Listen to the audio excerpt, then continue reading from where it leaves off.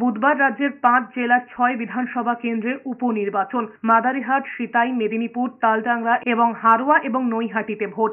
অশান্তি এড়াতে ১০৮ কোম্পানি কেন্দ্রীয় বাহিনী মোতায়েন থাকছে ৬ কেন্দ্রে। এছাড়াও থাকছে রাজ্য পুলিশ। মঙ্গলবার সকাল থেকেই ভোট কর্মীরা ইভিএম মেশিন সহ ভোটের বিভিন্ন সরঞ্জাম নিয়ে ভোট কেন্দ্রে পৌঁছতে শুরু করেছেন। বুথগুলোয় প্রস্তুতি প্রায় শেষ। লোকসভা নির্বাচনে জিতে সাংসদ হওয়ায় শূন্য হয়েছিল ৬ বিধানসভা কেন্দ্রের আসন। এই ৬ আসনের মধ্যে ৫টি ছিল তৃণমূলের দখলে।